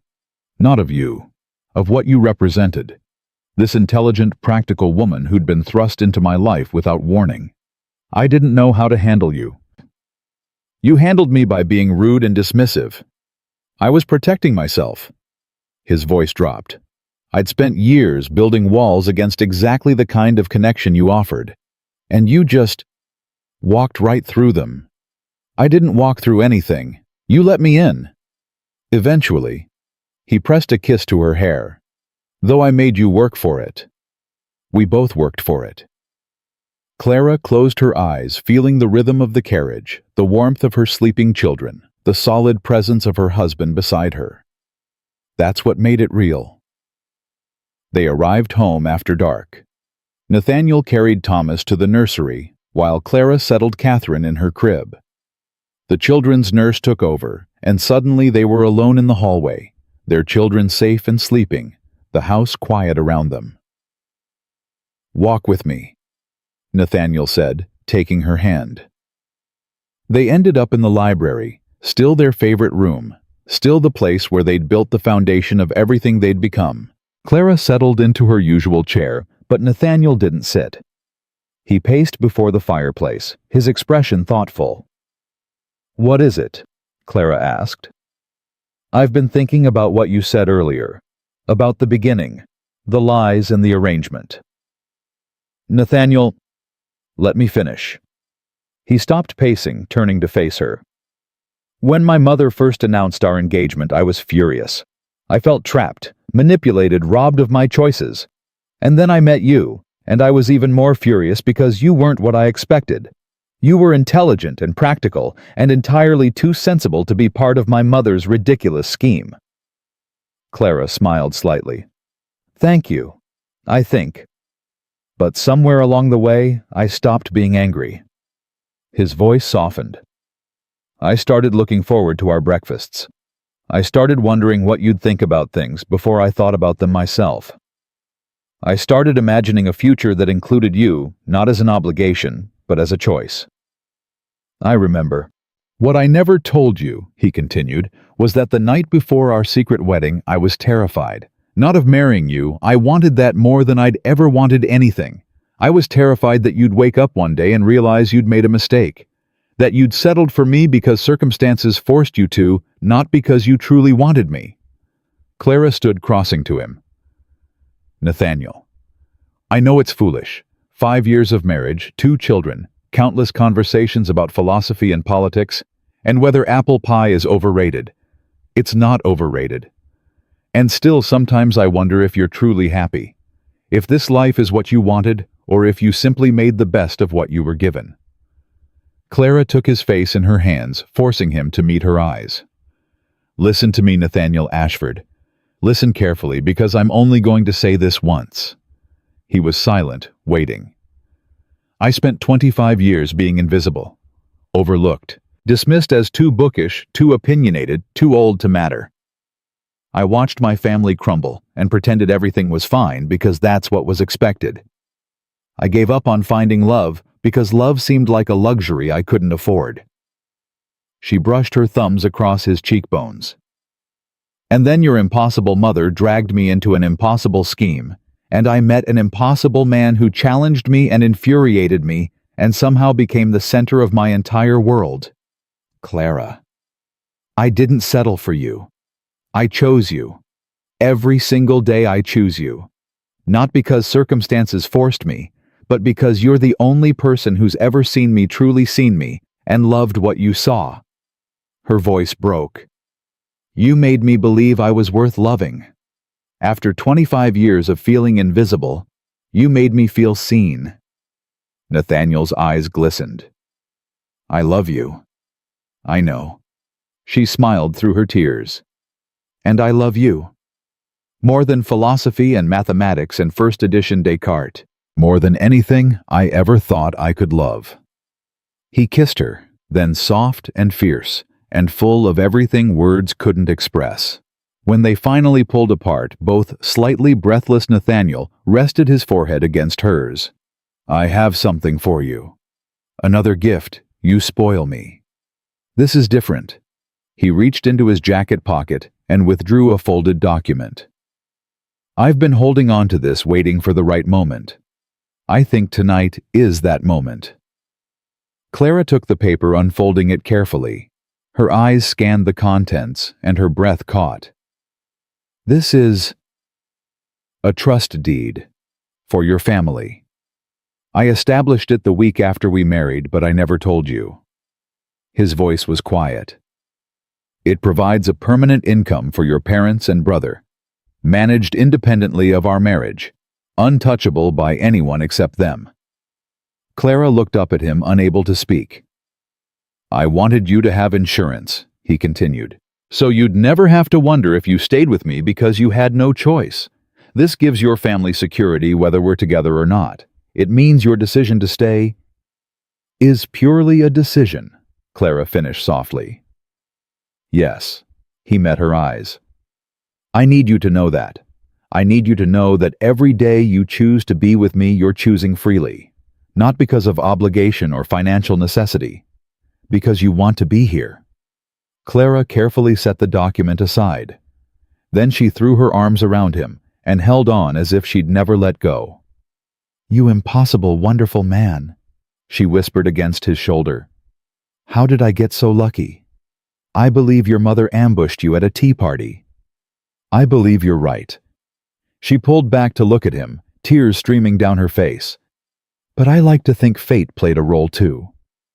They stood there in the library, holding each other, as the fire crackled and the house settled into peaceful silence around them. "So," Nathaniel said finally, "what now?" "What do you mean?" "5 years of marriage, 2 children, Mrs. Fairfax exiled. My mother's scheme successfully concluded." He smiled. "What's next for Mr. and Mrs. Ashford?" Clara considered the question. "More mornings debating philosophy over breakfast. Obviously. More evenings in this library reading together in comfortable silence. I would expect nothing less. More children, perhaps." She touched her stomach lightly. "We might discuss that." Nathaniel's eyes widened. "Clara, are you—" "I don't know yet. It's too early to tell." But she was smiling. "Would you be happy if I was happy?" He pulled her close again. "I'd be terrified and overwhelmed and completely unprepared, just like the first 2 times. That's not an answer. It's the only honest answer I have." His voice dropped to a whisper. "Yes, Clara. I would be deliriously, unreasonably happy." She kissed him softly. "Then we'll see what happens." Much later, lying tangled together in their bed, Clara watched the moonlight play across Nathaniel's sleeping face. She thought about the journey that had brought them here, the fake engagement, the real feelings, the scandal and secrets and midnight wedding, the children who filled their home with chaos and joy in equal measure. She thought about her parents, comfortable and secure for the first time in decades, about her brother Samuel, now a successful businessman in his own right, about Lucinda Fairfax, finally free of her mother's control, about Margaret mellowing with age but still sharp as ever. She thought about all the moments that had led to this one, the fear and uncertainty, the anger and passion, the slow building of trust and love and partnership. It hadn't been easy.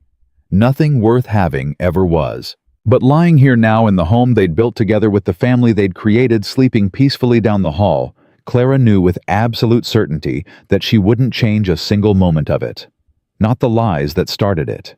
Not the complications that tested it.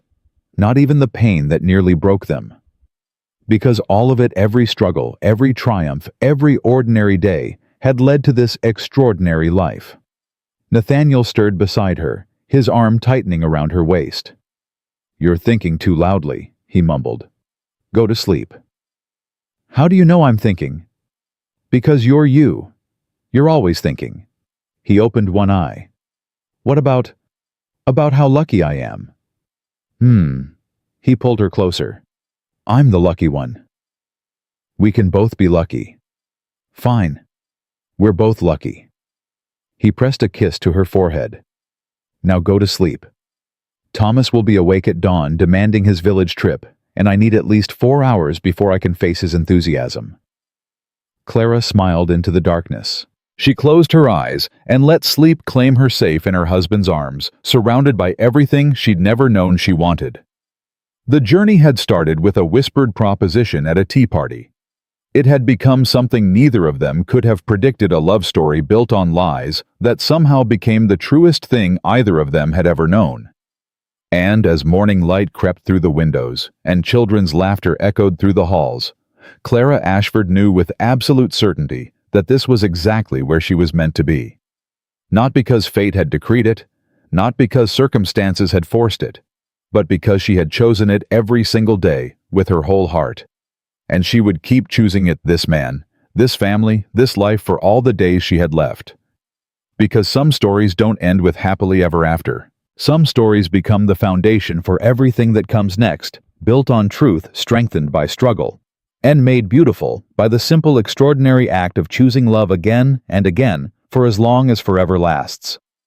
This was her story now, and she wouldn't trade it for anything in the world.